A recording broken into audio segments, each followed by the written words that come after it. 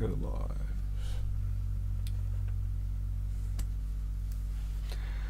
Good afternoon, everyone. Welcome to week 4 of COMP2041/9044. Alright, it's a big week. It's all happening. Last week's lab and lab exercises were due a few minutes ago. There's actually only a small penalty if you submit them now, so if you haven't submitted the week 3 lab exercises, do so as soon as possible. Alright, what else is happening? Oh, we had our first weekly test released. You remember in the last lecture I said set aside an hour, treat it like exam conditions. It's great practice, A, for the exam, and B, for the pressure situations like job interviews and internships. Or internship interviews. So coding with a time frame under pressure. You've got 3 questions in this week's test. I think it's 3 questions. It'll be 3 questions in every week's test. You've got an hour. Now, students often want to keep going after the hour. You can keep going after the hour, but it's really important to note where you got in an hour with no help, because that gives you honest feedback of where you're up to at the moment. You can keep going. Anything you submit after the hour only gets at most half marks. So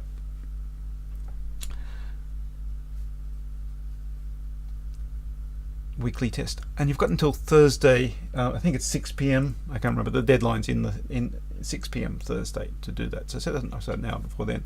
There'll be another weekly test come out this Thursday and every Thursday from now on. Assignment. Our first assignment. By the end of this lecture, hopefully we've covered what you need to know to get started on the assignment. So we'll release the assignment. I'm thinking by Wednesday. So we'll release the assignment Wednesday, and talk about it on Thursday's lecture.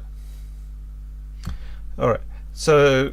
Oh, someone's asking, the 1 hour starts from inputting 2041 fetch. No, it starts from when you click on the web page is when the hour officially starts. It shouldn't take you long to cut and paste 2041 fetch, but I recommend there's a big blue button that says start test, and that is when the timer starts. That's when it gets time stamped. Yeah. So get yourself all set up before you click on that big blue button. You know, everything ready to go, and so Art's asking a really good question in the chat. What is meant by peer-assessed exercises in this week's lab exercises? Yes. So we generally auto-mark the lab exercises, but there are some things it gets a bit tricky to automatically assess. It's not impossible. There are ways to access things that are graphically based. There are ways, but they're complicated and brittle. That you can write scripts, for example, that drive web browsers. So if you have a web application which you want to run testing on or condition monitoring on, you can write scripts that run a web browser to talk to your application. And if you ran if you're supplying the back end for e-commerce or something like that, you might well do that. You might set up a little script that runs a web browser and drives your website and makes sure it's working, and otherwise text you to say, fix the website, Andrew. So that's all possible, but it's hard. So for a couple of lab exercises, we've just said, no, all right, you just have to get them peer assessed. So you have to demonstrate them to a fellow student, and the fellow student has to fill in a form, a very simple form, to say, oh, it works. So the links in the lab exercises, yeah, Dylan's nodding. So there are links in the lab exercises. If you're doing the expectation is you'll do these exercises in a face-to-face class, and you'll demonstrate to the person next to you, and that's great if that works. But it can be any 2041 student or 9044 student at any time. So if you're remote, yes, there's some students who have got no one else enrolled in the course in their town. We're not expecting you to take a bus 3 hours to the nearest student. So you can demonstrate then virtually to another student. So you can show another student virtually. If you've got an online class, you can do it in the online class via Blackboard or Teams or Zoom or whatever. But and importantly, the demonstration is your submission, so it needs to be done before the due date. You need to organise either in your lab time or virtually with another student to get your submission peer reviewed before the due date of next Monday. What if the other person hasn't done the exercise yet? They don't get to see your code. You don't have to show them your code when you run a shell script, so they don't have to see your code. You shouldn't show them your code when you run the shell script, but so that should be okay. Did we cover enough in week 3 slides for this week's lab exercises? I think so, but we're going to cover a pile more stuff today. So anyway.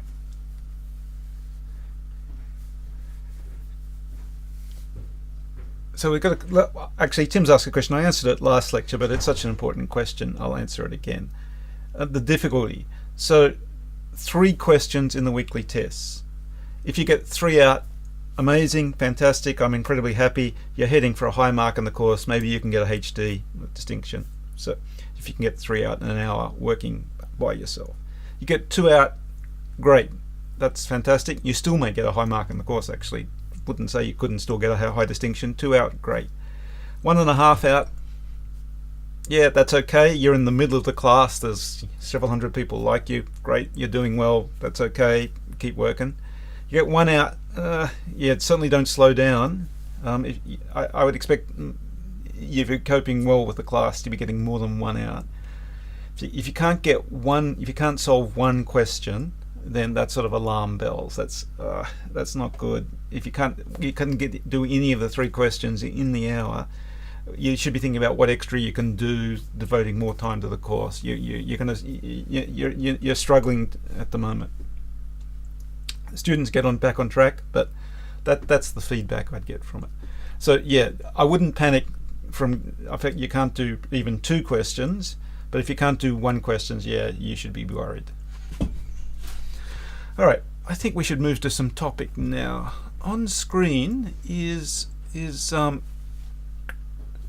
code. It's code I more or less wrote in last week's lecture. It's got a bug in it. I'm going to show you a different way. I thought I'd start off by showing you a different way to find a bug in this code. I think I'm in the wrong directory. I'll go up a directory. There is a wonderful program called, no, it's not, I always mistype it as spell check. It's called shell check, which is a play on spell check.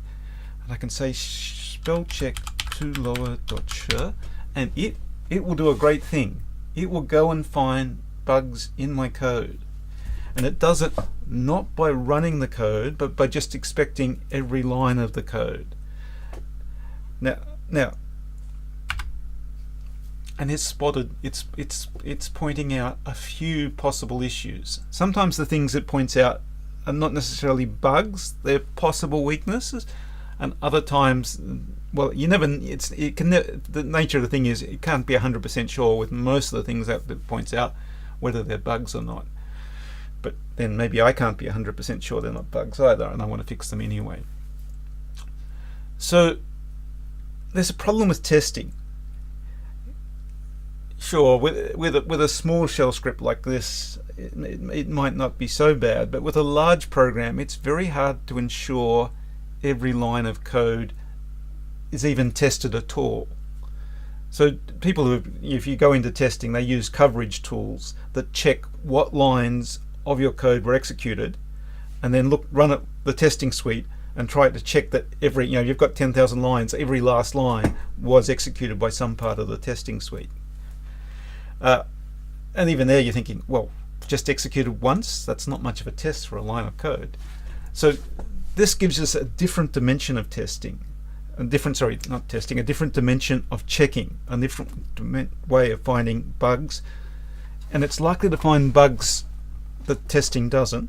Plus, it's so much faster, so much easier, so much cheaper. It just took me a second to run this, and it's pointing out some possible bugs here. All right. So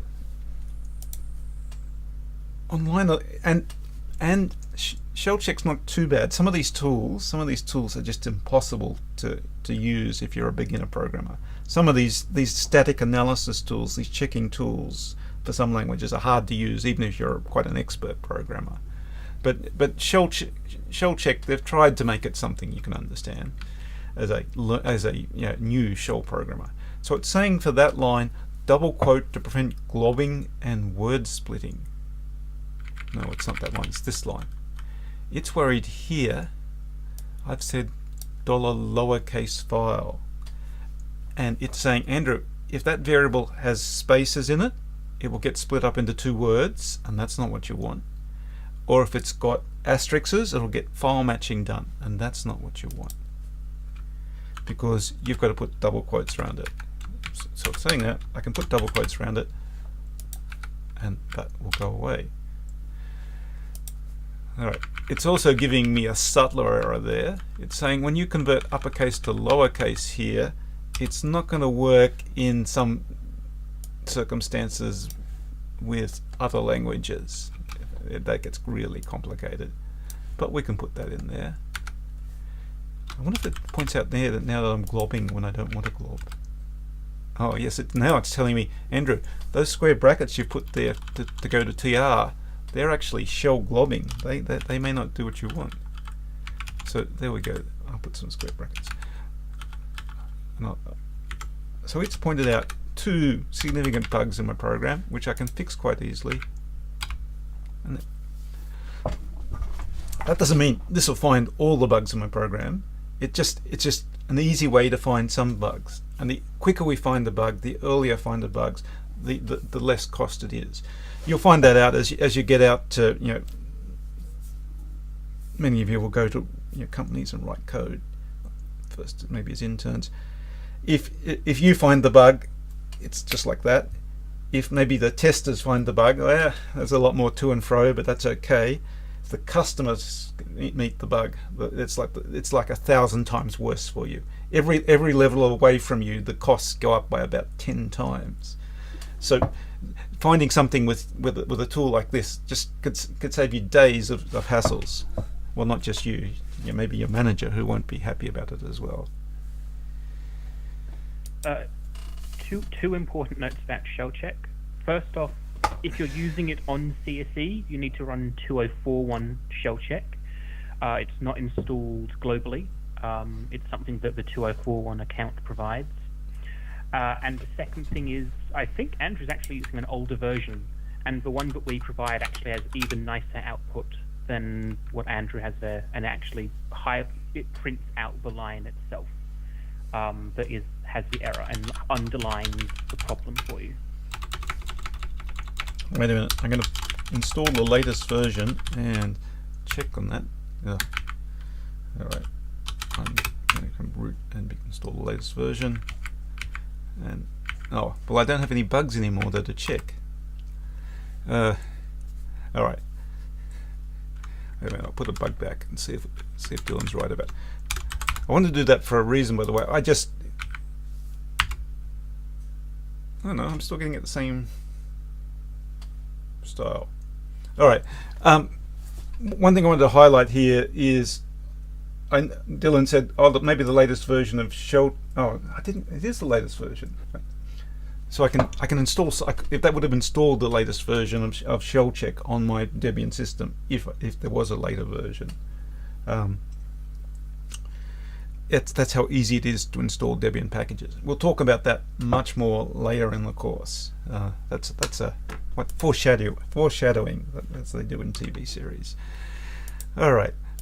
That's shell check. When you run auto tests for exercises, I think Dylan has configured it so shell check gets run automatically. I don't think we're stopping you submitting this stuff, but shell check is flagging stuff for you automatically. It's possible it'll flag sort of weird stuff like this upper to lower. So upper to lower, the previous version works absolutely fine if you've just got 26 letters in your alphabet. It's for example, if you're using encodings for German or French, it would break. How shell specific is shell check? It's incredibly shell specific. It looks at the particular shell dialect, which brings me to a point. Yeah, there was something I wanted to mention here, and that's actually probably not a bad thing to talk about. So there was a great question in the forum from Ellen. Ellen was asking, how do I tell what commands supplied by the shell, what are coming from elsewhere in the system, what can I rely on being installed elsewhere on the system, how do I write portable shell programs? And the sort of the context was, well, I've mentioned shell gets used inside tiny embedded systems to power things up. So your printer might be, if you still have a printer, might be running shell. Your phone will be running little shell scripts to get everything started. So when your phone starts up, shell scripts will be run to start up your phone. You're configuring a cloud server. You're doing continuous integration with a container. There are shell scripts there, and in every case there'll be different sets of programs there available. So what we try to do in this course is to keep you to the things that are pretty much available everywhere. You'll see that for the first assignment. There's this list of things you say for the first assignment, which is writing in shell. You can only use these programs, which are things I think are going to be available everywhere. I think Dylan gave Ellen a great answer in the forum, so you can read that. I won't repeat some of that, but I would recap some of the things. I want to actually talk more about motivation. So if I say, types the command, isn't it? If I say type of CD is a shell built-in. It sort of has to be a shell built-in. So it's not a separate program. It's not, there's not a cd.c living off somewhere else. It's built into the shell because CD is actually, it changes the working directory, which is a property of the shell itself. It's not something a separate program can really change, but there are weird and complicated ways to do it. But the normal way to change your working directory is just make a request to the operating system saying, I'd like to change my working directory, please. So a separate program can't easily do that for the shell. The shell's got to do that for itself. So CD is a built-in. What other ones are built in like that? Exit would be the other obvious one it's built into the shell. Exit makes the shell stop. Yeah, there are weird and clever ways to do this from another program, but no, it's not sensible. So CD and exit are one class of things that might look to, as you start shell programming, to be like any other separate program, but are not. Yeah, and it is confusing because in here we've got tr and move, which are separate programs, and they don't look any different to exit. Well, there's no CD here, but so that's one thing. Some things almost inherently have to be built into the shell. The same would be true of for, if, and while. So these control structures, they sort of have to be built into the shell. So they're also shell built-ins, if you like. I don't even know if it'll recognize that. Oh, it's a keyword, is what it said. Yeah, fair enough. That's not bad. The type's doing well there. Now there's a second category of program. Echo is the classic one. Continues another example of a keyword, but echo isn't. Echo is built into this shell, but not necessarily all shells. There's no particular reason echo needs to be built into a shell. Everything it does. We wrote it. It was a tiny C program, so you can write it as a separate tiny C or Python program.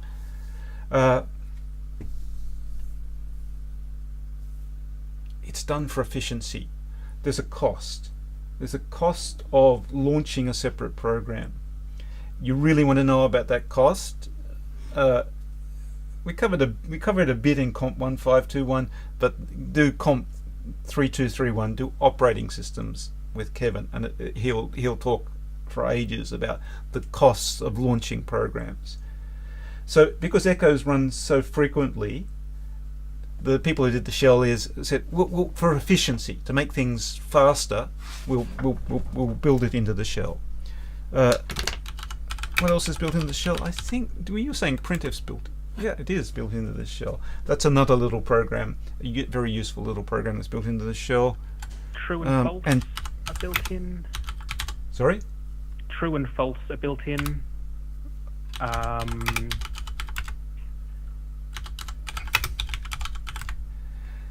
So that's a whole set of little programs. Some shells they won't be built into. It doesn't really matter for anything. It's almost invisible to you. And test is also built in because it's used so often. So done for efficiency.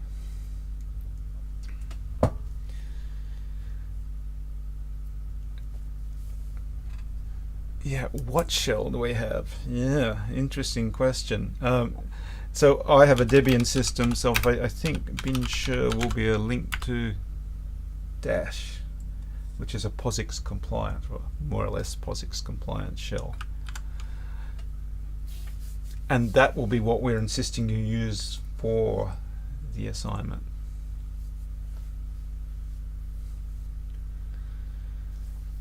All right. Now, I think that's all I wanted to say about this for now. But so I was really pleased with Ellen raising this because it's just the sort of thing students should be thinking about and trying to explore.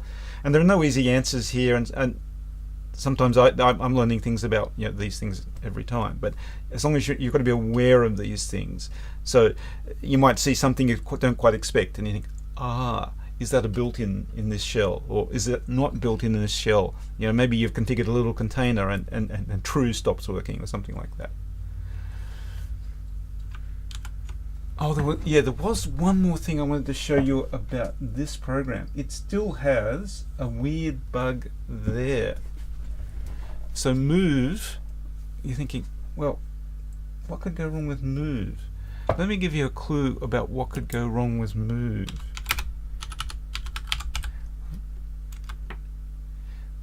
So I've just typed move -- help. What has move done? Because the first character of the argument was dash, move has interpreted it as an option. And -- help actually tells you about all the options. So move, like so many programs, thinks if you've got a dash there in an argument, you're telling it change your behavior. This is not a thing to move. You're telling it how, to do something different in its behavior.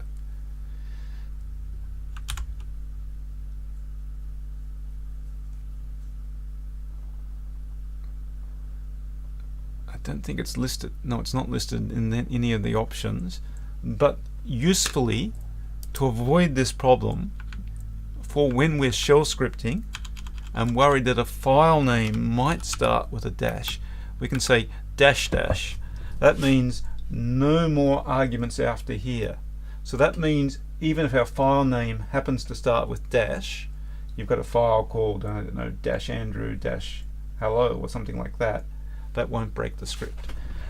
So, I mean, if we asked you to write this script as an exercise or an exam question, we'd never penalize a student for not handling that. But you'll see that on examples online, and if you want to write really robust shell scripts, you do that. In the end, you've got to be. It's very hard if you need that 99.99% certainty that something's going to work. It's quite hard to get that out of a shell script. And sometimes, if you're worried about that for security, you might switch to another language. So that's just highlighting another thing to think about, yeah. Which should make sort of logical sense if you think about it. I mean, you've seen there. If you want to find where the documentation to that is, you can use info core utils.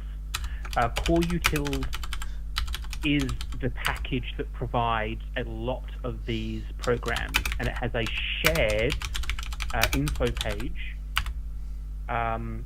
Andrew doesn't have info installed apparently. I do now. So what I did there in about 3 seconds was installed an entirely new software package. And then you can go to the common options section, and all of these commands, copy, move, make dir, tr, they all have common options listed here, and one of those common options is -- for stopping the recognition of options. So Alex is making a good point, saying don't start file names with a dash. I would say, yeah, don't put spaces or weird characters in your file names and so on. And yes, you'll notice people who do a lot of coding choose file names that won't break scripts. But sadly, we often have to deal with data produced by other people. The classic thing is you get data where people on a GUI system have put the name on a document or something like that, and it's got 15 spaces in it and things like this. You can get weird file names in other ways. Sometimes the file name is auto-generated and you get weird names that way. But it is a good thing to think about. As Alex said, try to avoid weird file names as a matter of practice. Yeah, there's a bit of debate there. Should I be saying in my shell script what shell I want? If I stick to something that will work with any shell, I think that's fine. If I say dash, I've got a problem now. It's great on a Debian system. I've said exactly what shell I want, but then my shell script won't work other places. So there's a bit of a dilemma there. If I'm expecting bash, if I need bash and its extension, I'll definitely say that. But if I'm writing POSIX compatible shell that should work anywhere, I'd probably say that. But it's something to be thinking about. Jimmy's asking where the software downloaded from. Wait a minute, I think I can scroll back. You can actually, oh no, I don't have to scroll back. It's sitting there. It scrolled from there, from that website there, and installed. It's the wonderful world of free software where we can in seconds install a new package. I want the, actually, no, that's enough. We'll come back to that. We'll come back to that.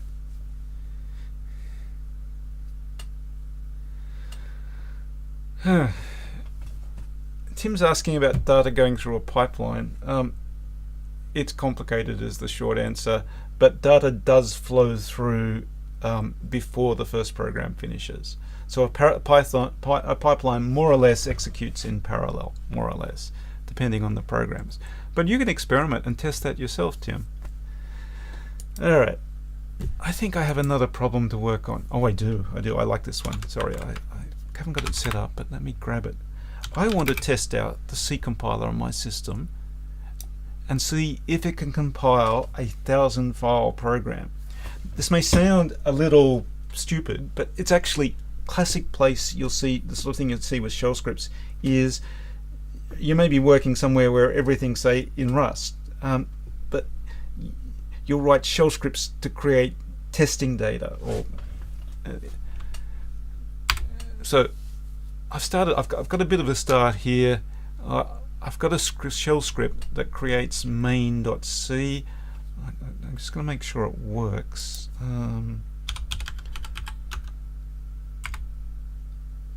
Oh, it seems to have worked. Let's see what's in main.c. Yeah. So my shell script, as a first step, I've got a shell script that creates a main.c and compiles it. Now, there was something I wanted to explain about this. Yeah, I wanted to highlight two things. First, note the use of append here versus the one arrow says destroy this file if it exists, truncate it to 0 length. 2 arrows means if this file exists, append to it. Create it if it doesn't, but append to it if it does. So that's one thing I wanted to highlight. Why I've done like that, you'll see shortly. The next is this really weird thing. So if you've come from Python, you will have been familiar with Python has quite easy ways of doing multi-line strings. C, not so good. Sorry, well, C, multi-line strings are a real pain. Shell, multi-line strings are a bit weird. They have what are called and I've never really known why, here documents. I've never heard a good reason why you'd call them here documents. Nonetheless, this gets called a here document. It's a way to get a multi-line string. You give a word, and then everything until that word is part of the string. So that says make everything from there to there the input to cat. So if you're thinking, oh, that syntax is strange, unusual, and scary, yes it is. You get used to it, but it's not something you'd expect. It's not necessarily a great design decision. As I said, Python, you want better design decisions, look at Python. But of course, Guido, when he designed Python, had the experience of seeing the implications of what, shell and so on. Perl copies the same syntax. No, just because of code. So, now, all right. Let's now add a loop to my program to add some function calls to it. So I want to loop 1,000 times. Let's clear that. We'll do it with a while loop. I can do it with a for loop as well. I might even show you that afterwards. So let's add a while loop, a while test $i dash less than 1,000 do done. So that's our classic shell while loop all coded up. I'm not sure what I'm going to do with it yet, but I'd highly recommend testing this out. So let's run it and see what it does. Whoa, it's infinite looping. So that was accidental. Sorry, I forgot the increment, but it's a good example. Test if you can. So it's so easy to run a shell script as you're developing it. So do bits, test them before you put everything in place. I'd highly recommend it for you as a beginning shell programmer, because it's common to get syntax mistakes that are a bit hard to find. So the less code you've got to find your syntax mistake in, the better. And I would say that only applies to beginner programmers, but honestly that applies to me who's been programming in shell for too long. So I will forget that sometimes and end up doing well, I'll throw away half of this program temporarily and figure out why it's telling me about that syntax error. So it's easier to do that from the start. Alright, so I want to do increment the variable, and this is our form for arithmetic. You'll remember $2 brackets, 2 brackets, that says what's inside here is arithmetic, and it can make it a little prettier. We don't have to put $1 on the variable, and we can write it like that. And now I should count up to 1,000. Alright. This output down here, by the way, is time reporting how long the compiles took. Alright. So we've got a loop that executes 1,000 times. So in main, I'm going to add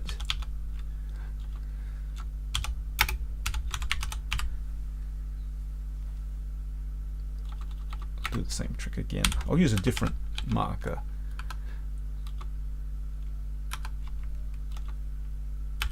I'm going to add a line that forgive me, I'm going to cut and paste code. Oh, it declares a function and calls it. There we go. That will do.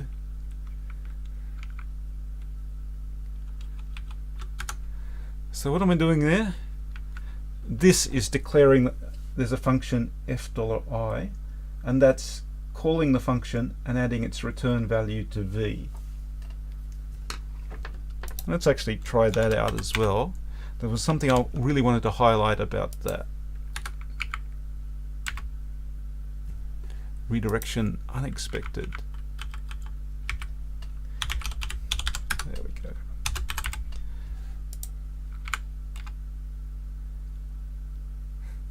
Alright, it's not compiling very well. Ooh. I really should only run it if it compiles, shouldn't I? We talked about that at the last lecture. So that's a classic case. Look, you compile a program and run it, but you shouldn't be running it if the compile failed. So I put the ampersands there. That won't do that.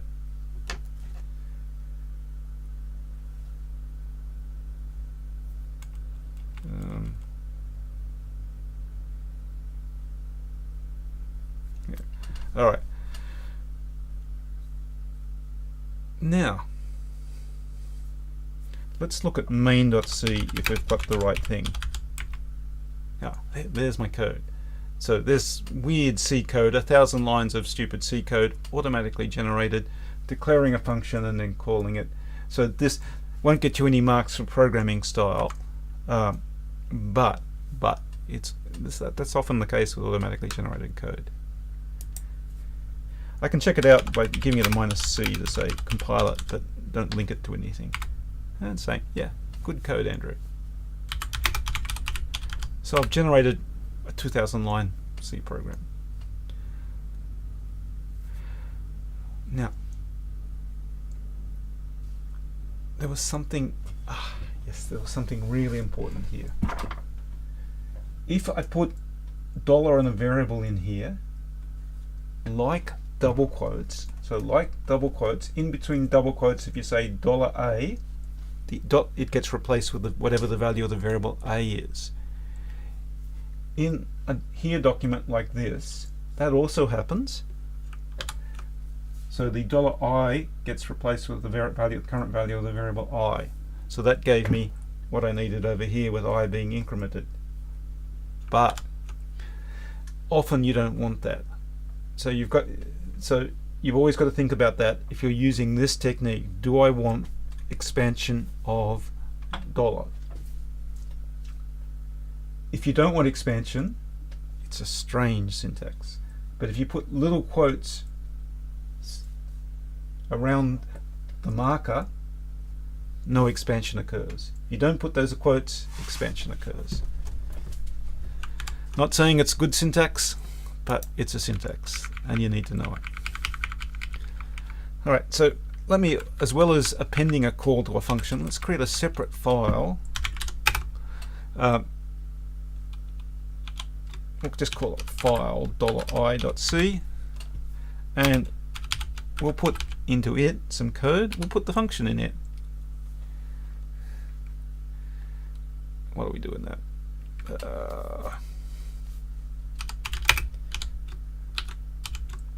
Takes no arguments and just returns whatever it was. Oh no, return $i. There we go. We'll return $i. So function F42 will return 42. There we go.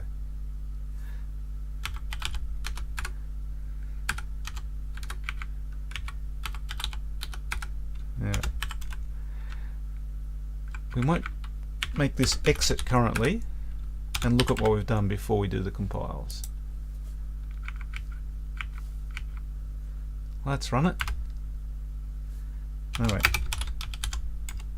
Look at that. We've got a shell program that creates 1,000 file C program.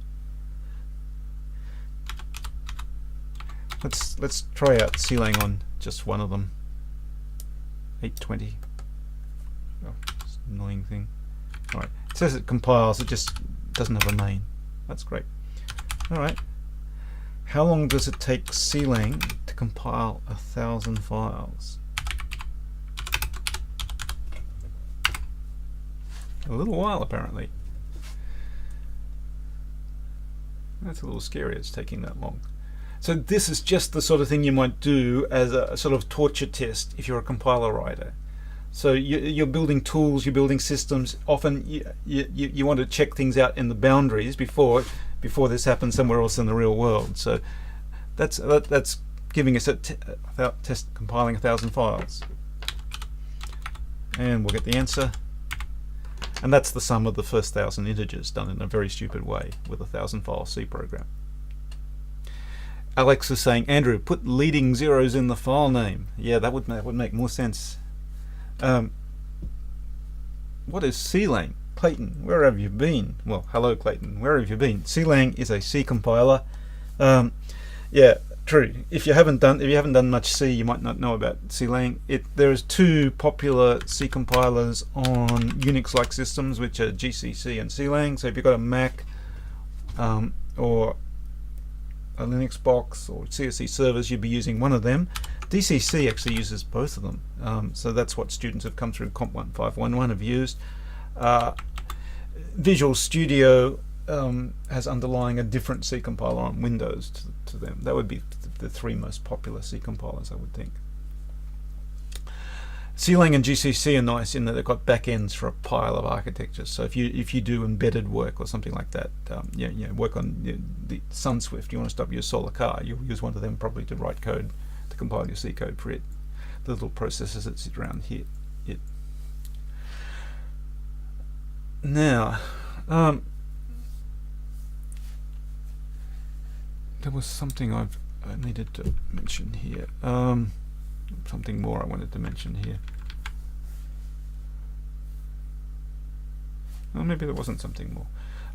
So this is it's a bit ugly, but also it's actually it's a nice example of using shell to generate a pile of files quickly. Oh, I know what I want to do. Yeah, I wanted to rewrite the while loop and put leading zeros in the file names for Alex. So that's one way to do the loop. Another way to do the loop would be a for loop. So the form of a for loop is for I in, now you're thinking 1, 2, 3, 4, 5, 6, 7. That's a bit, you can nominate it like that. That produces a 7-file C program. Let me remove all the C files.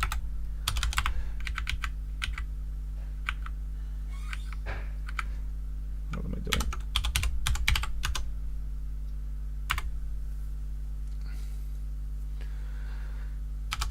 So that produces a 7-file C program. You're thinking, ugh, it's a bit tedious doing that. I'm not going to type in all 1,000 numbers there. Shell doesn't have any built-in way to say ranges or things like that. But if you've got a program that can generate all the words, so it's for variable in words. So if you've got a program that can generate the words, you're right. And you're thinking, wait, we did such a program in a previous lecture. And it exists as SEQ, which is abbreviation for sequence. So you can say sequence 1 to 1,000.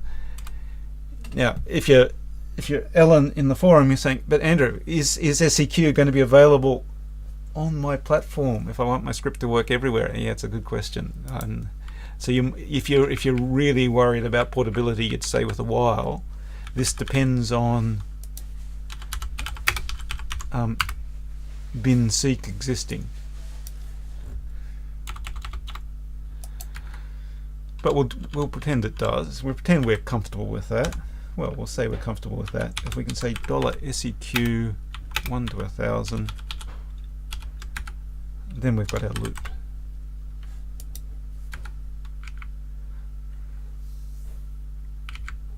Oh, and there's one more thing SEQ will do. I can say SEQ-W, and I think it will give me constant width. Yeah.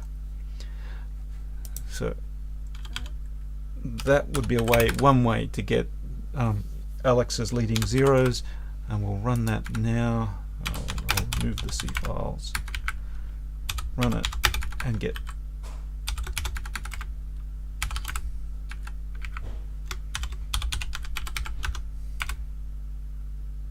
oh 23.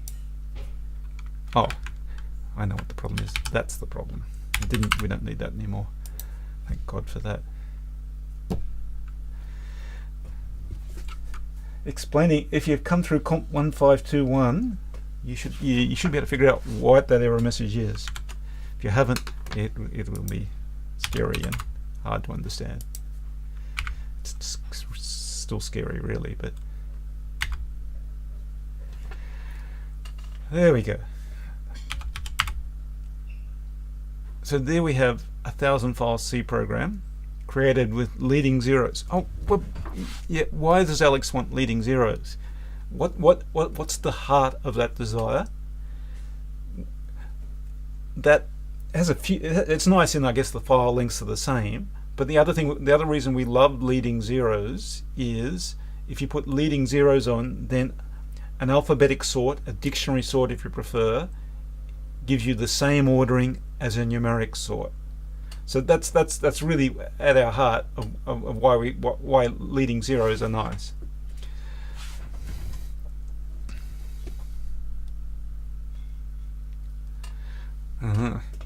So there's a subtle question there from Kay Shaw. It's saying, Andrew, this program writes out lines. SEQ writes out lines. Yes, it does, but the shell doesn't mind whether you've got spaces, new lines, tabs. I'm not sure what other white space it'll treat.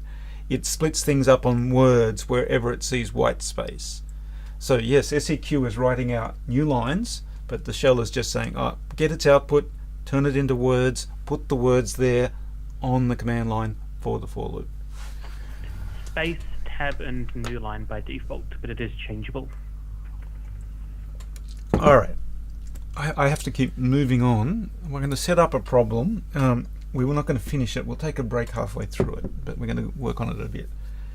So the problem I wanted to work on as an example is wait a minute, I may have some starting point. Do I have some starting point? Oh, let's clean up my directory. I thought I had a starting point. Bear with me. Maybe I'll put the starting point last week.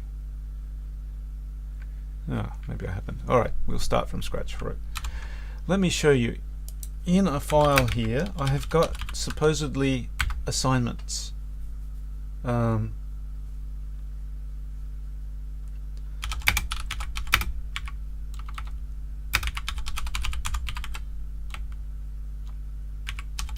Submitted by students. I'm worried. I'll take that down the size a bit. There we go. I'm worried these assignments might be the result of not the student doing their own work. I know it's something you'd never even consider, but there's one thing that makes me suspicious down there. 2 assignments with exactly the same number of characters in them. Could be coincidence, yeah, could be coincidence, but it is a bit of a worry.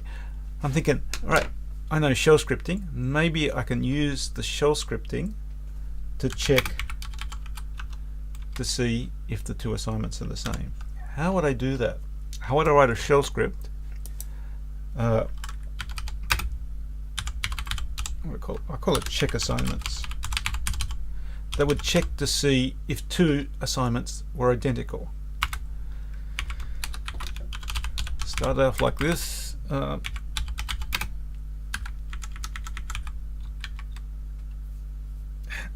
Yeah, alright. So we've got a design decision how we do it. I'm going to pass in the assignments as arguments. So I'm going to say to the script, here's a set of files, check them.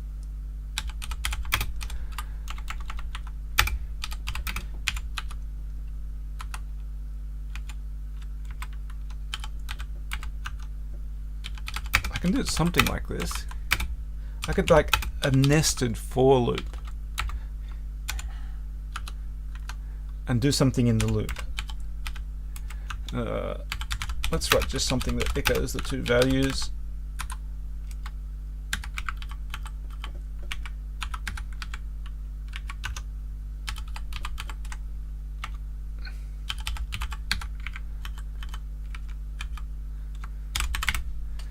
Alright, there's my first go at something. The first step in there.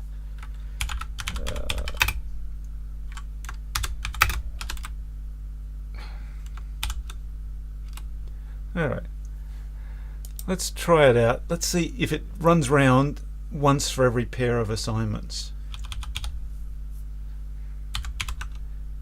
We'll give it all the assignments here. So all the assignments in the current directory. Well, it runs around. Now it's doing reverse comparisons there, so it's doing comparing, well, we've got two issues that we want to solve there. It's saying compare the assignment submitted by student 5000 to 5000. Interesting question. Is there a student 50000000? There isn't. Spoiler. There are students who've got lots of zeros in their ZIDs, but no one got 5 and 6 zeros. I don't think anyone got 6 zeros in their ZID. So if you've got 5 zeros in your ZID, you've done really well. So we want to do something like this and not compare an assignment to itself.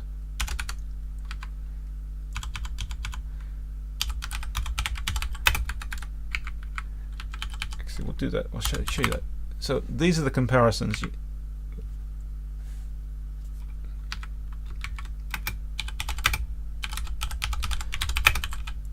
Let me make it clear. My script's going to do this. And there it is. And we don't want it doing that. We don't want it comparing assignment to itself. And I have a way out.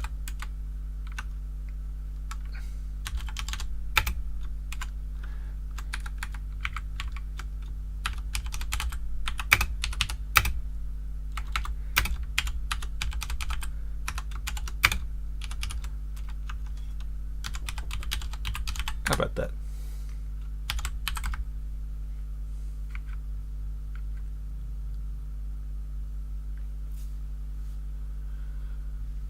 Alright. Oh, syntax highlighting doing its job for me. I've forgotten the quote. There we go. Lovely. Who said syntax highlighting was a waste of time? I think that was me. Alright.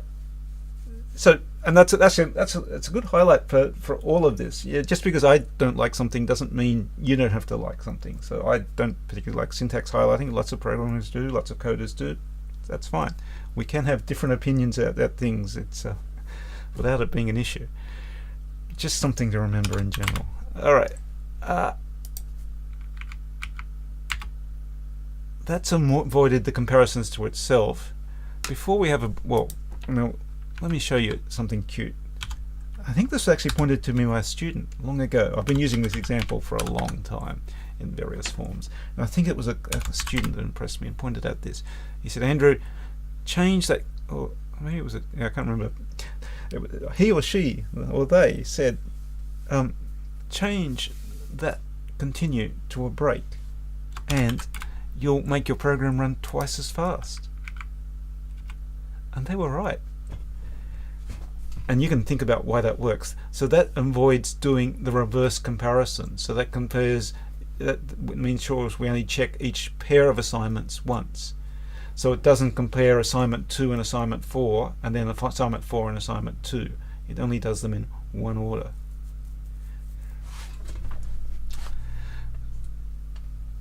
So that's quite nice.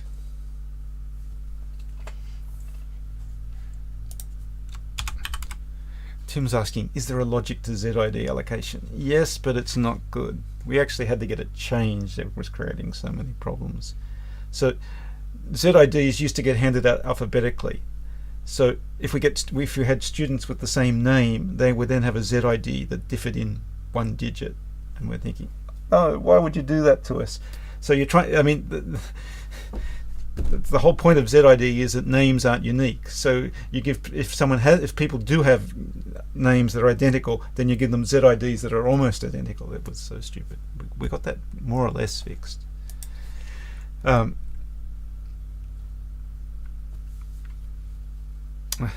are all sorts of things you can have for ZIDs if you go back far enough in time. There are still a few students who studied long ago and come back and have interesting ZIDs.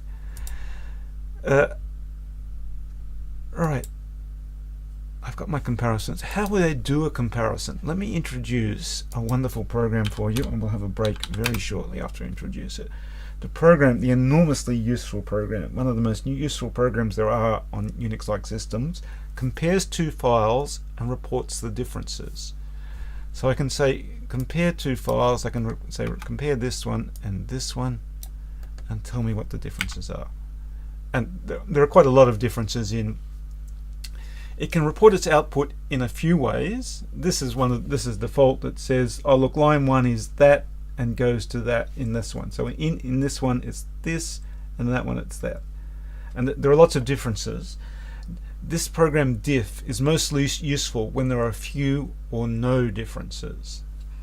So if there's a 10,000 line file, if you've got two 10,000 line files that differ in three places, diff is enormously useful. There are so many ways you can use diff. Now, so I can use that. What's diff's exit status? That's the question I'm asking myself. So I say man diff and I say search for exit, and it should tell me exit status 0 is 0 if inputs are the same. Remember what I said? You've got to be good at looking at manual entries and finding the bits you want and ignoring all the bits that you don't care about. Often manual entries are full of stuff that no one cares about. So there might be incredibly important stuff next to stuff that's no one on the planet cares about. So you've got to go through it and find what you need. So exit status. So I can do this. It's exit status 0 if the files are the same. So I can say if diff file1 $file2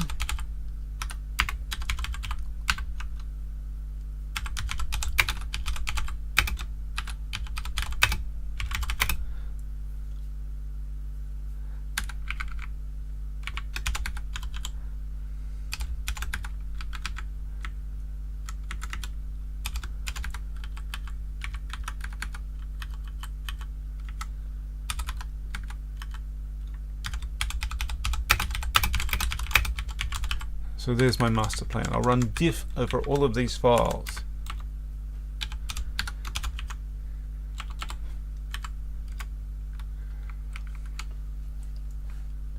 So here's what we saw from our before.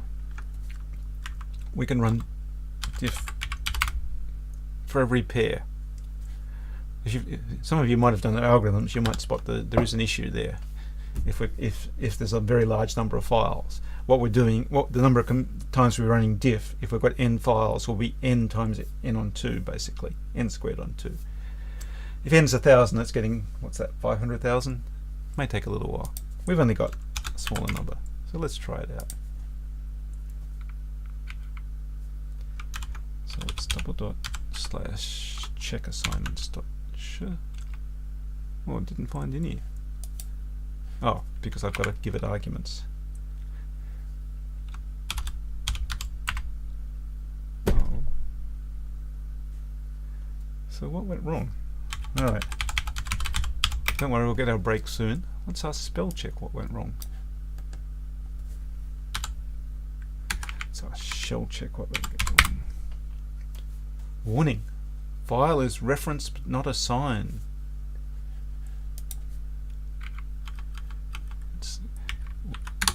And it spotted that actually I've misspelled the variable.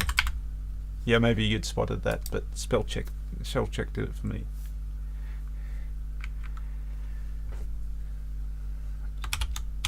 Let's try it. No. Sorry, that was an accident. I accidentally said to shell check. Check all those C programs as shell. Not surprisingly, they weren't good shell. Let's try my script now.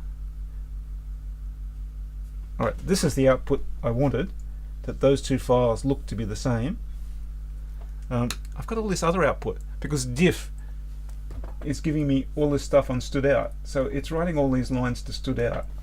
And this is a weird shell programming thing. I want to take careful notice of this. So I'm running diff, it's producing lots of output, but I don't care about its output. I don't care what characters it writes out. What I only care about is its exit status. Now, it's possible diff has an option to say, don't give me any output, just give me your exit status. Some programs that get used a lot in shell scripts have an option like that, some don't. I'll give you the way to solve the problem in general, and that's that. Just launch the output off to dev null, this special file where nothing happens. You can write as much output as you like and nothing ever happens. It's just thrown away, discarded by the operating system. And now we'll get it, and there, my checking the assignments is reporting those two are the same. Let's look at and see if they are the same. They were the ones that were the same characters. So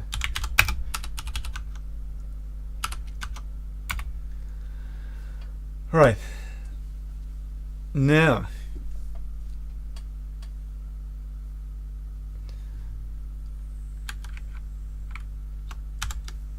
we're going to stop there and take a break and come back. We're going to work further with this example. So this example finds only cases where diff says everything is character for character identical. If there's a slight change, if I just change a comment, in fact I'll demonstrate that now. I'll change a comment and I'll just say I'm written by this oh, there's a comment saying it was copied from someone else. If I change just this comment, it's now not picked up. So diff is finding some differences there. The differences are pretty small. So what will we do about that? So we'll come back and talk about what we'll do about that, and then we'll go back. Then we're going to talk shell functions. So we've got about 20 minutes talking about that, and then we're going to talk shell functions and some issues around those, which lead into what you need, which you really need to know for the assignment. So let's all take a 5-minute break. You can get up, go to the bathroom, stretch or whatever. I certainly need to stretch, and we'll be back in 5 minutes.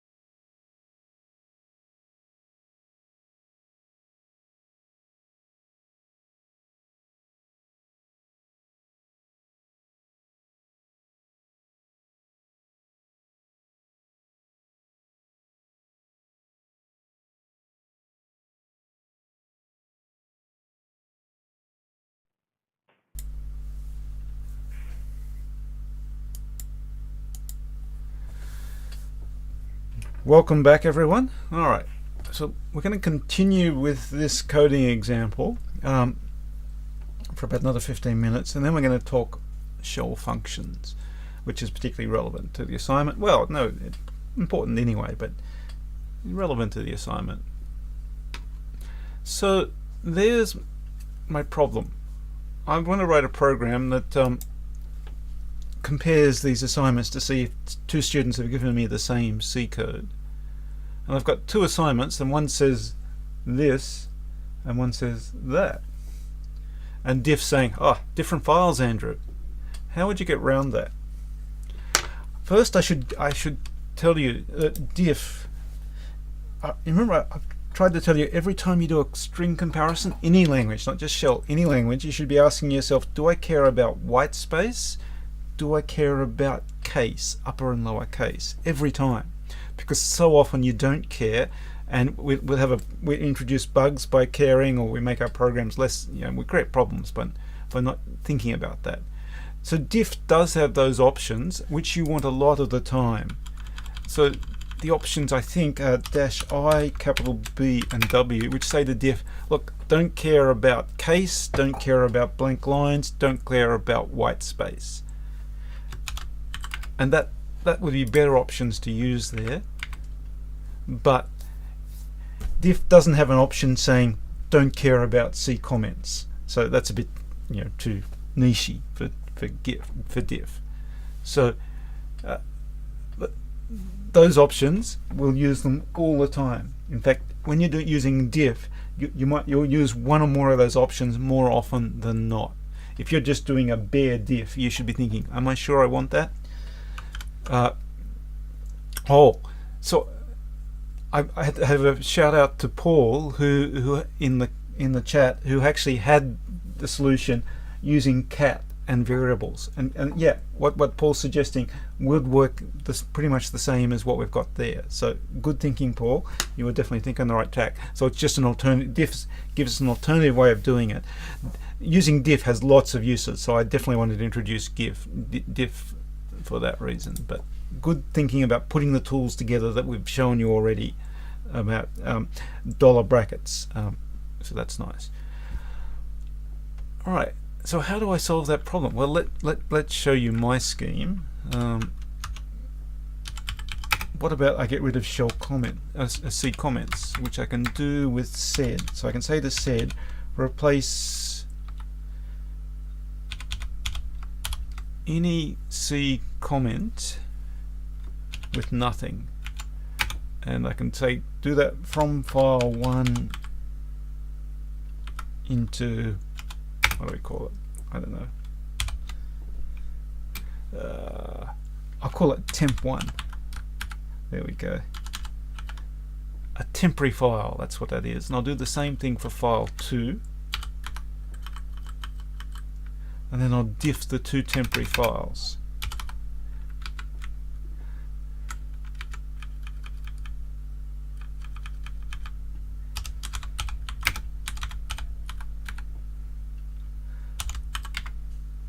So let's, have I got that right? Oh, no, was there anything I should be highlighting there? Yes, there was. All right. First, that's a regular expression. Yay, we love regular expressions. That's regular expressions being good. That's a clear, simple explication of the change I want to make. So I like that as use of regular expressions. We are using a different delimiter. So sed and a number of other tools let you use different delimiters for your marking out where the regular expression starts, where the regular expression finishes, where the replacement string finishes. So I've chosen to use question mark because my regular expression has got slashes in it, because C comments have slashes. I could have used slash, which is what we typically use to delimit regular expressions, but then I would have had to backslash it, and it would be less readable. So that's a really common trick of people coding up, is to use a different delimiter to get around those problems. I think Dylan mentioned in a previous lecture other delimiters there. So that should, I can try this out as well, can't I? Why don't I just cut and paste this over here and apply it to one of the Well, I can apply it to both of them. What do you know? And the comments are gone. You can see where the comment was. What's gone anyway? Gone. So this, if I've got it right, should now detect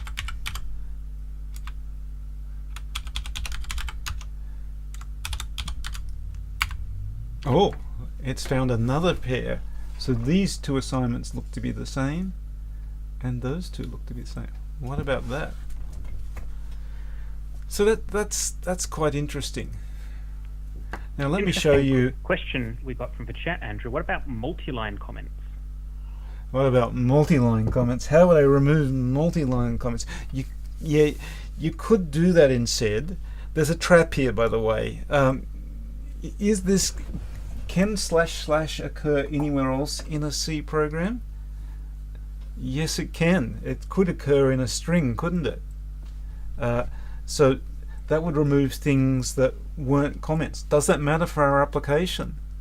If you think about it, it probably doesn't. We're probably okay for this to accidentally remove whatever's after a // multi-line comments, yeah. So again, doing that perfectly, doing that like a C compiler does, is hard. I have a solution. Use a C compiler. Yeah. Run it with a preprocessor. So that's that sort of genius level thinking, is to there's code out there that knows really about C programs. Can I use that? And there are certainly ways to do that. There really are ways to do that. We use them for some things in earlier courses. So you can do multi-line comments with SED and more or less remove them with SED. I think you'd do something.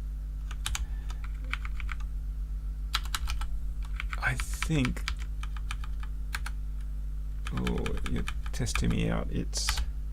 I think you'd have to say /*. Oh, I'll leave it as an exercise. Actually, I'm not sure I'll get it right. So, but you can use SED has the ability to delete lines from 1 to 2. So you can do things in SED. You get tricky to do it really well. But I wanted to look at a different thing. I wanted to look at that. So excellent question there. Was it Lisa? But I wanted to look at it, show you a different problem. So these two assignments are the same. What we'll see commonly is the variable name might get changed. So this variable x might become y. And I think the student will be thinking, Andrew will never notice that this is the same code because the variable name has changed. And it indeed won't pick up that those two are the same assignment now, because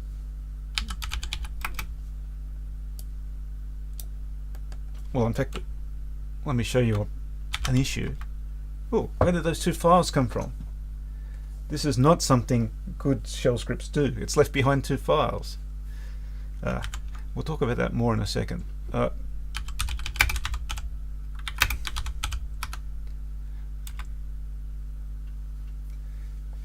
So the x differs from the y. What would you do about that? Well, I have a plan. I have a plan which is, why don't I change all variable names to be the same thing? We'll test it out here. So again, I super encourage you to do this. Test out the bits of your shell script as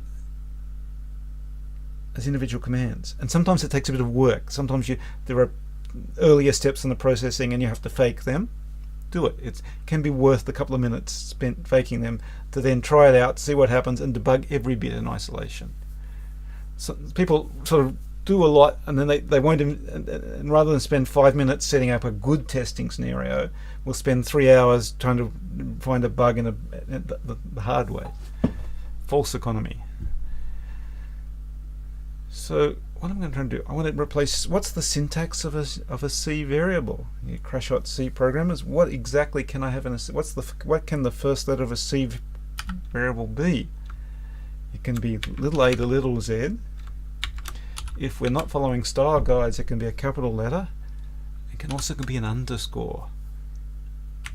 What can subsequent letters be? All those letters and 0 to 9. I think those are all the possibilities. So that is a regular expression that matches any C variable. And I'll just turn that to be, we'll change it to be variable. And we'll apply that to the last of those programs and see what it does. Oh, I've missed the G there. So it's replaced the first instance on every line with variable.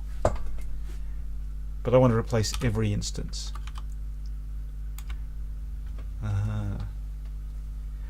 Alright, now take a look at that. You're going, Andrew, your regular expression, it's changed a lot of things that aren't variables.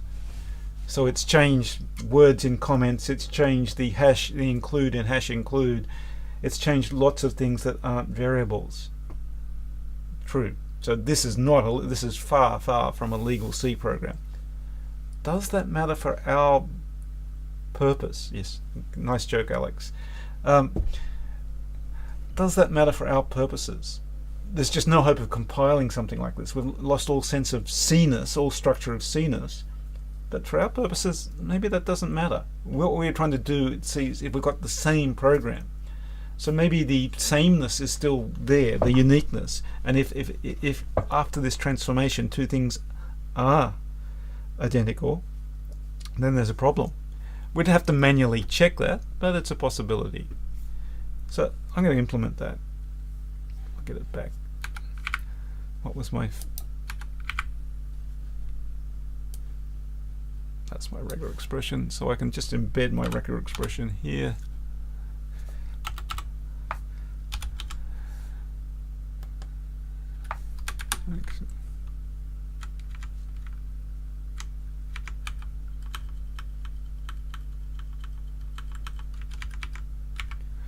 I'll just change it to var. There we go. Yeah, it's not the most beautiful code. So there's more beautiful versions of this on the class website.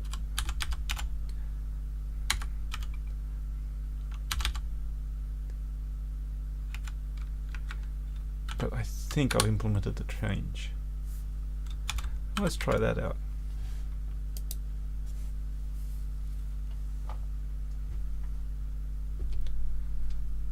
Let's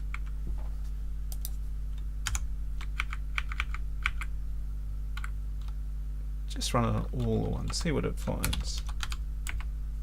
Whoa, it's finding more instances of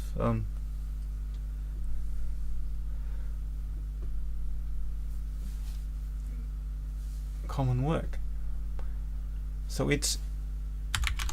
we'll check this out. Is it really true? Yes. The comment says yes, it's that program with the variable names change. So this is shell that detects where this is the same C program but with just the variable names changed.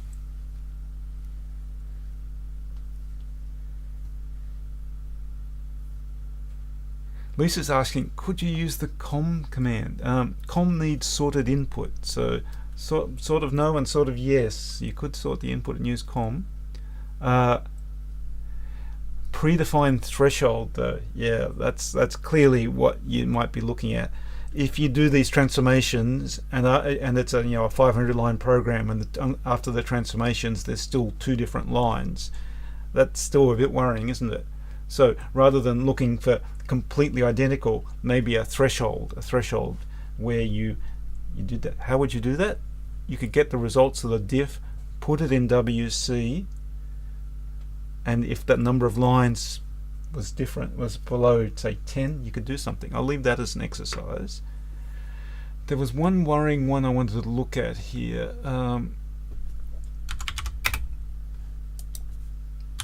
So there's two programs here, which is this one I think, and this one.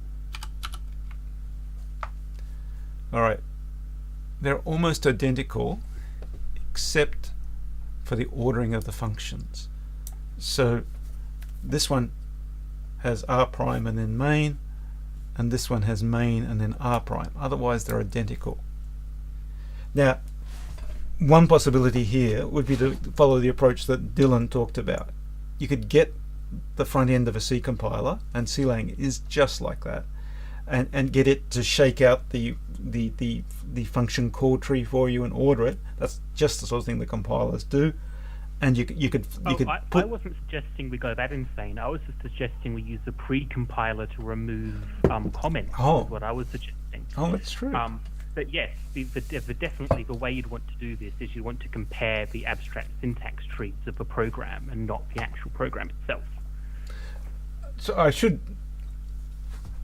say something about what we can't go too far into C, but for those of you who know some C, Dylan was referring to the fact that C is broken up into an early phase that's almost always done separately, and you can run separately, which handles the hash lines.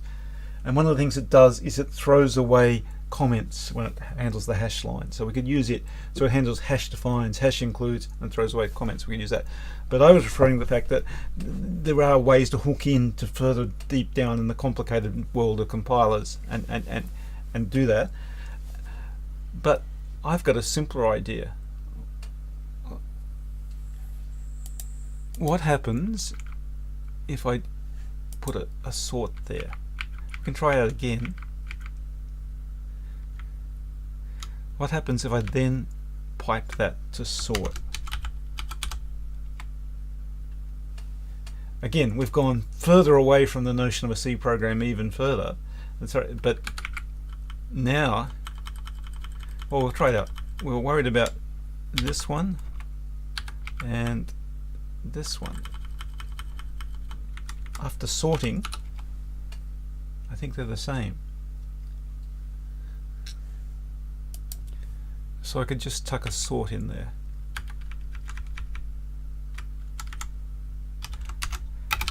This sort of canonicalization, by the way, is a common thing that comes up all over the place in coding. You've got things in unpredictable or different orders, different shapes, different forms, and you try to do transformations that preserve the information you need, but shift them to a common expected form. This is a very crude one, but a nice example. That should now find that those two are the same. Yeah, and that's finding that last pair there with the ordering. This, by the way, would do workable duplicate work detection on a C assignment. The real tools that look for this do much cleverer things than this, but it's just showing you in a handful of shell. Look, one page, less than a page. This will, you could use this to search a entire COMP2041 submission, and it would find some cases where students had copied other students' work and just handed it in lazily. Yeah. All right. There are a few things I could talk about there, but I'm going to have to shift to functions shortly. Now, one thing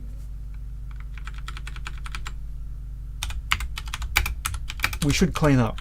So we should clean up temporary files. So this is leaving behind a temporary file. So it should clean it up. There is another issue there. This is doing a bad thing. This is doing a bad thing. It's putting a temporary file in the current directory. I've got a couple of big problems with that. The first is that file could exist already, so it could destroy a useful file. So that's the first one. We could lose data. That could be bad. The second one is maybe this is running in a directory where I can't create a file because of permissions. Maybe it's a directory owned by someone else, so there's a permissions thing. There's also an efficiency thing. Maybe this directory is on a network file system, so creating it there is slow. For all those reasons, Unix-like systems have a special directory for you to create temporary directories in, temporary files in. Anyone can create temporary files there. We'll we'll probably try and come back to them more, but I think I've got that. Maybe I'll go through the lecture. Oh, actually, well, what's the easy way? I'll go through the lecture slides for that, maybe. Yeah,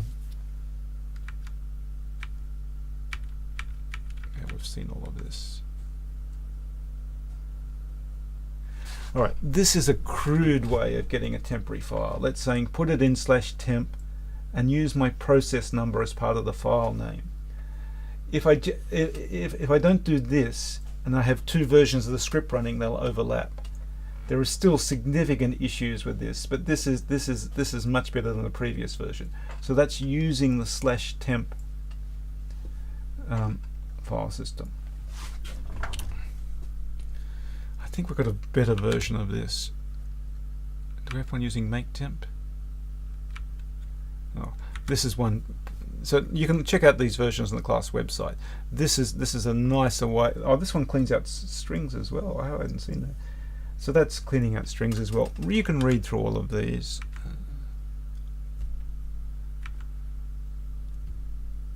That's the sorting version. Ah, this is what I wanted to talk about. Temporary file creation, yeah, I've got to say a few words. I know I've got to get onto functions, but temporary file creation, I've got to say a few things about, because it's such a huge source of security holes. Malicious coders trying to attack in a system will know that when a program's running, it's about to create a temporary file. They'll put their own file ahead of time. They'll leave permission such that the program that's running can write to their file, but then they'll change the comments to their file. This requires, by the way, an incredible timing, and sometimes it might be something that requires them to the attacker to do hundreds, thousands, tens of thousands of attacks. But you can do those things with computers. So the end result is that temporary files, intercepting the temporary files, putting your own temporary files in place of another program's ones, is a major source of security holes. There's another issue that lots of coders know this a little, but don't understand all the possibilities. There are some things that are not so easy to understand, some risks that are not easy to understand. So don't write your own code. Use existing code that's good. There's a program called COMP2041. That's really good. You can use it to guarantee you get a temporary file. So that's using COMP2041. It's not POSIX standard. It's if you use it in a simple way, it's pretty portable. Certainly, if you need temporary files, use COMP2041. Any loss of portability. If you really need to go to another system, then you can fix it. But temporary files are such a risk, such a problem, that this avoids it. I perhaps gloss over one thing. Yeah, a common mistake, by the way, is apart from security, is from people assuming only one instance of their program is running. So it's quite possible that two instances will be running on a multi-user system, and these days we have processors with 16, 32, 64 cores, so we actually like to run things together. So temporary files, if you don't create temporary files in a good way, you'll get overlaps there. So this is both good for parallelism, good for security.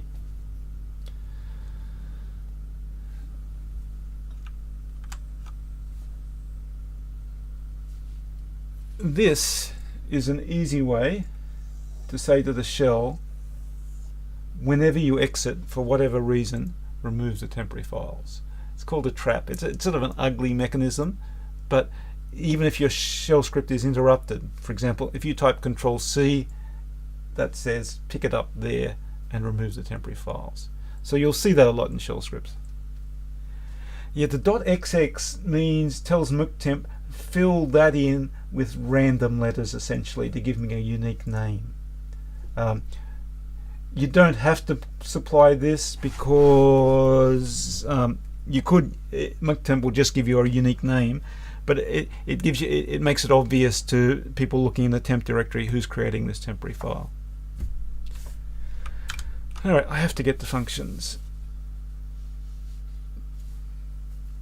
Oh, Joseph asking, mctemp create a virtual file system in memory? No, mctemp doesn't. It just gives you a unique file name. But yes, /temp might be, it's implemented in a way that's very smart for temporary files, and the operating system may just keep everything in RAM. It's true. That's one of the savings I mentioned, is if I create a file in the current directory, that may be really slow if it has to go over the network to a file server. Whereas if we use /temp, the operating system may just drop it in RAM. Generally, /temp uses a file system type called tempfs, which is specifically designed to hold temporary files. But yeah, so /temp is usually as good as it can be for holding temporary files. All right, I don't have time to cover this hashing example. We'll try and get back to that later, but that's sort of an advanced example. This should be tagged as advanced. So this use of hashing, definitely advanced. If you're coping well with everything else in the course, you can read it. It's really cute, but that's an advanced example. Oh, this is one thing we did want to flag.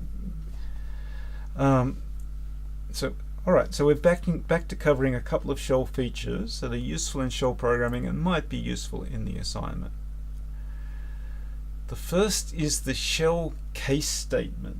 I'm not sure, does it have a Python analog? Have they introduced in the most recent versions of Python might have a 3.10, which is not available on CSE at the moment. In the last year or two, they've added something to Python like it. C has the switch statement, but we don't teach the switch statement, which you don't really need it for a lot of programming. Case, you'll find people like me who are been programming in shell a very long time use case because it used to be a fast way when computers were very slow of doing things in shell. These days it doesn't matter at all, so it's more habit than need. But there are a couple of things that are nice in case, and if you read examples online, you'll see case statements. If you have to read shell, so you got a job and you have to, and your manager says, "Oh look, check out these shell scripts and add feature X or update it to do Y," you won't see this. So yeah, you need to know about it for that. So what can I tell you about case? Keywords. Case and ESAC. Well, that's pretty straightforward. Case, word in. Then it does matches against patterns. You're saying regular expressions? No, the patterns are like globs, but they're not matched against files. They're matched against this word here. You'll see. The other joy in the syntax, and I say that cynically, is this: the end of the parts of the case are marked with double semicolons. So. Oh, and there's a bracket there. So that's the whole form of the syntax. Yes, is that Baroque? I think is perhaps the kindest word for it. Well, if you talk to the shell creators, they would probably tell you maybe I would do that differently today. Paul said, Paul, friends don't tell friends to use set jump and long jump. Let me tell you. Google those. That's really not a 2041 topic though. Alright, case, yeah, here's a use of case. So this is the best use of case I could show you. So this is a silly program to tell you what a file is based on its name. And it looks at $hash. You'll remember $hash is a number of command line arguments.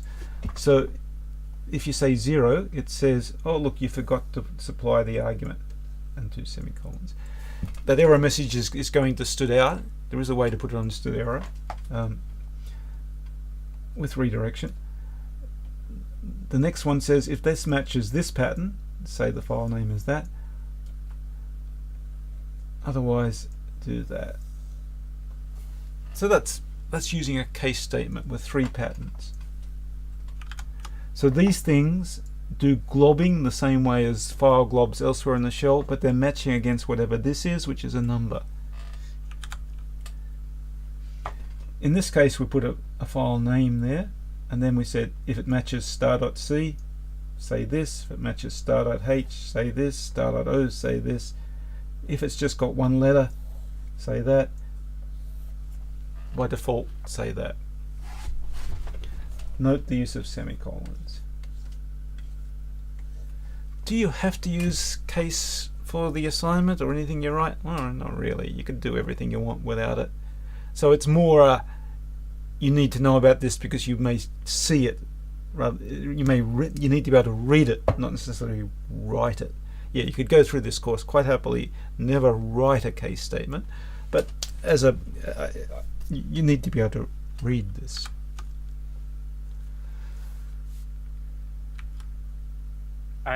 I personally like to use them for command line argument checking, which probably means you'll see them in lab solutions starting in week 3. Oh, another shell built in. We better keep moving here, but there is a shell built in to read a value. If you're a C programmer, it's the equivalent, I guess, of scanf. What's the Python equivalent? Don't actually know.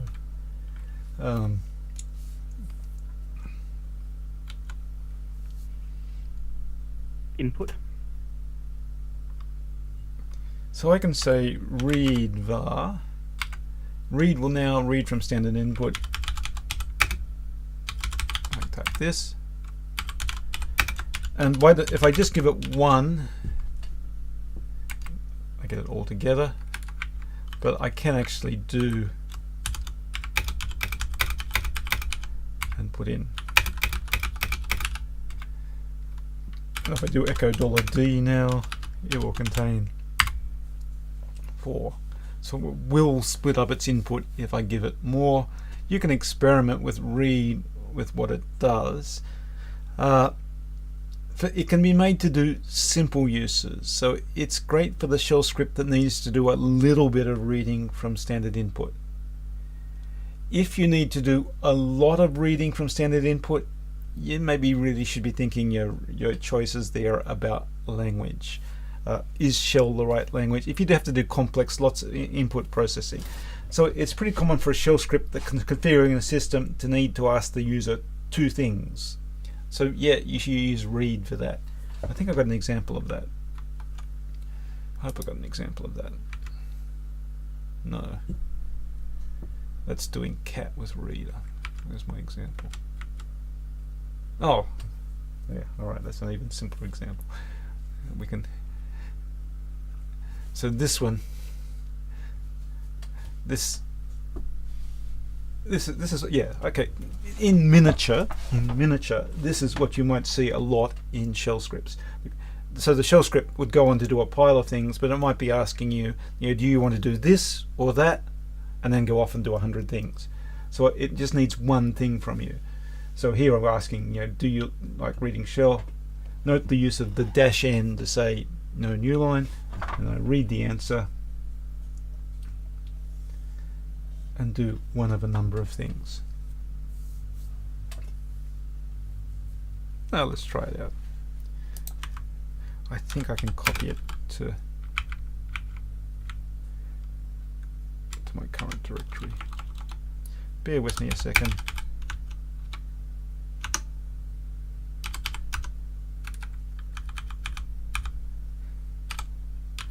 Sorry, I didn't copy this over before the lecture. Let's try it out. It's a nice little example because it illustrates both case and read.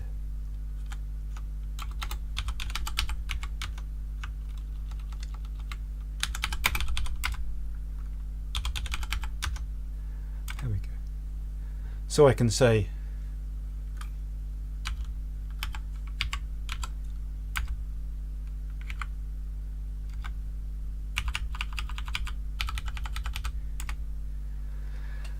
alright,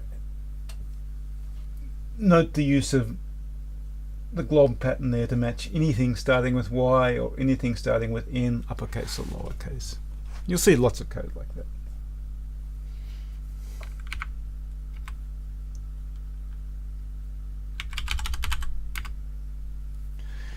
Alright, nice little example. Now what do I have for you? Oh, shell functions. Yeah, we better keep moving on. Shell functions. That's cat done. If you find yourself doing that, this while read, yeah, you should really probably think of read choices. That's a bit stupid. The -r read does weird things with backslashes. It's all talking about this is a simple sort of semi-brittle tool. It's great if I just need to know a simple thing. So I need to know a simple thing and then a little bit of I/O and a lot of other stuff that's well suited to shell. Great. If I need to do a lot of input, and no, I should be rethinking what language I'm doing things in. Shell functions. Let's write a shell function. Actually, no, I'm running out of time, so I'll just copy one over. A pre-written. Oh no, I've got one here already.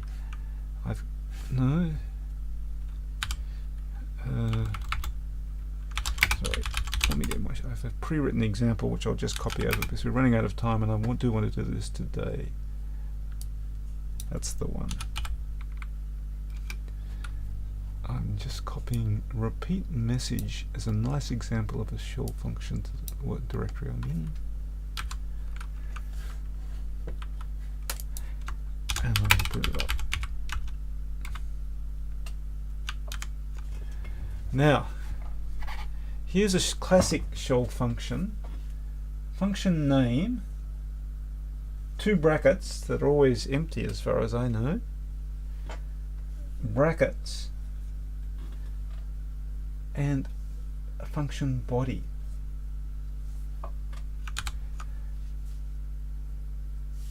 How do I call a shell function?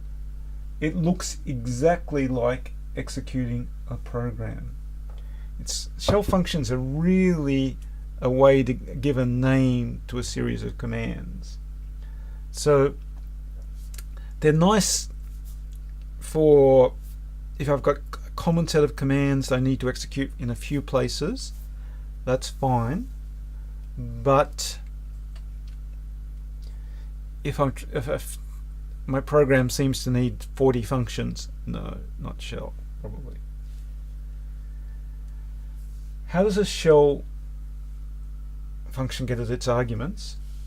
Inside a function, $1, $2, $@ are any command line arguments given to the function. Beware, exit inside a shell function stops the whole program still. Exit doesn't stop the function, exit stops the whole program.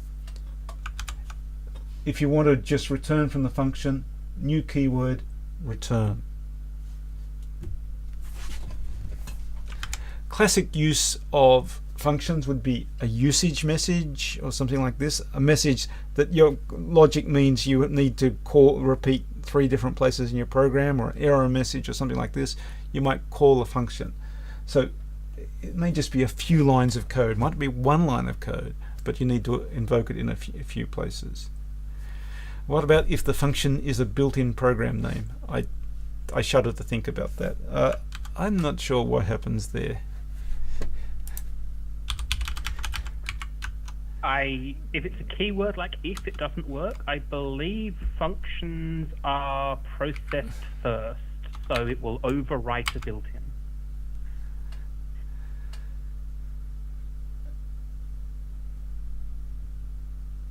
So, ooh.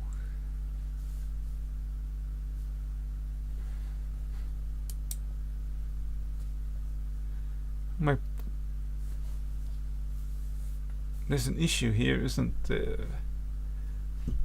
I'm just seeing an issue with this code. I'm expecting to see 9 messages of the hello Andrew. I'm only getting 3. Why is that? Repeat message should write out each one 3 times. The problem here is if you've come from C or Python, functions are their own little world. Not in shell. In shell, functions, at least defined like that, are the same. So when I've changed the variable I here, it's the same as the variable I here. So that's a bit worrying. There are a couple of ways out. You can say local I here, and then it's a separate variable, and that will change, hopefully make my program work. There it does. It does what it's supposed to do now. Now, that does seem a bit tedious. Another thing to be aware of would be if your function changes directory, that will change directory in the main program. Is that a good thing? Well, if you want that, that's great. If you don't, no. And Dylan was telling me there is an alternative. You can put the function in round brackets. It's executed in a separate shell. That means changes that happen there don't affect anything outside. Is that what you want? Yeah, maybe, maybe not. Sometimes you want the function to change variables, and in which case you've got a problem. I will point out that local isn't POSIX, unfortunately. Local is an extension, although it is something that is available in Dash. So it's generally something we do allow in this course. We think it's something that will be in POSIX is basically our thoughts on that. So that's where we are there. Right. Now I'm rushing a bit here. We'll come back to these things. Hopefully we'll reinforce them in tutors. So that's a all right. If you see code like this, you probably shouldn't be doing it in shell. It's got lots of arithmetic. There's no really an advantage to do that in shell. I did want to show you that though. I've got a here called prime.show. Oh, in fact, I'll put it up here.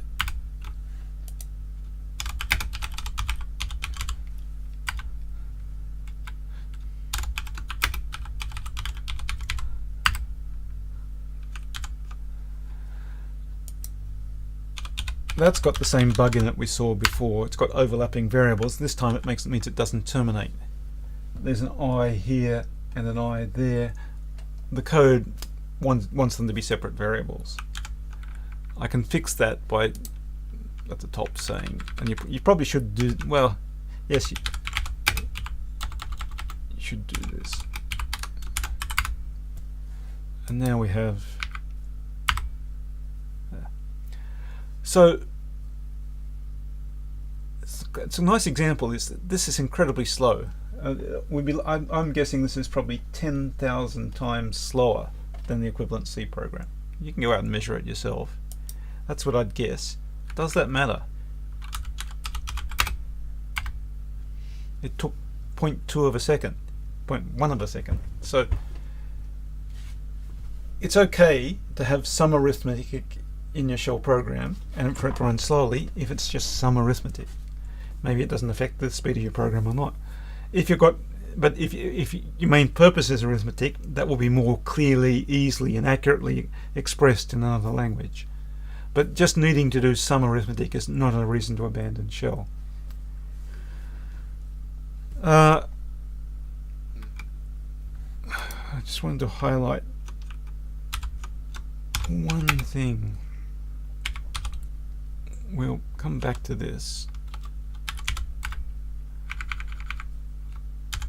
There is a trap. We'll call it, in fact, some people, for things like the assignment,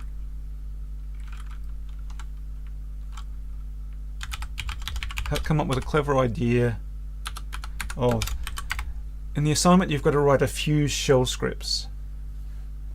So they think, oh look, I'll put some variable definitions or some function definitions in a separate shell script.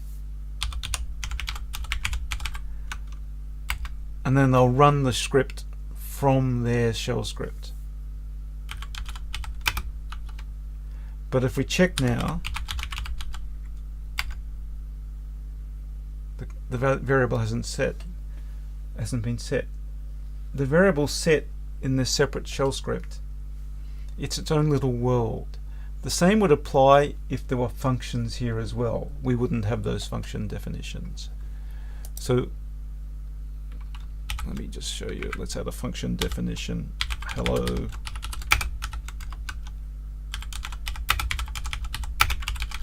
There's a really simple function definition that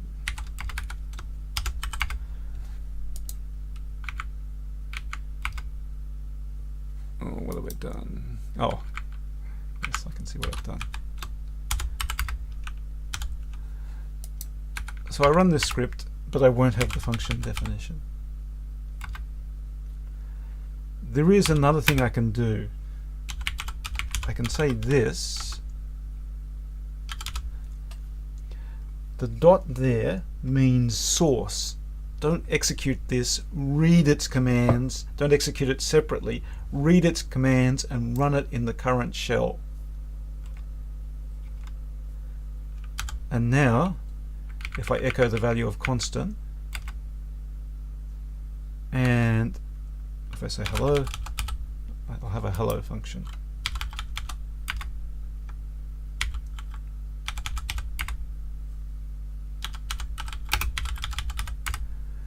Alright, so that dot source shell commands from another file. What's it like? If you're a C programmer, it's like hash include.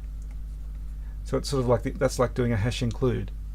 If you're a Python programmer, I'm not sure what the equivalent is. Alright. Dot is, I believe, POSIX compliant. Yes. The equivalent and nicer syntax is the word source. Source variable.sh. That is what Bash uses and is nicer than just dot.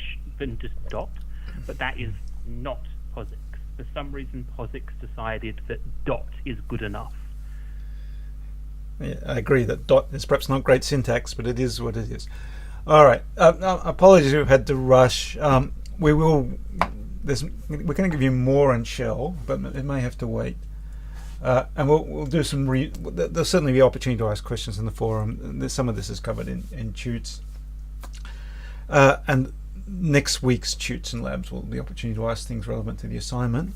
We have to wrap up. We definitely have to wrap up. We're past the hour. But we'll send out email when the assignment's up. Please try to read the assignment. Don't panic, but just sort of scan the assignment before Thursday's lecture. So we're going to talk about a few things in Thursday's lecture. I think I'm getting Dylan to give quite a bit of Thursday's lecture. So you'll get if you're tired of listening to me, you can enjoy listening to Dylan instead for much of Thursday's lecture. So we'll both see you all on Thursday. Thanks for tuning in. But we haven't finished with shell yet. Plenty more to come. All right. Talk to you then.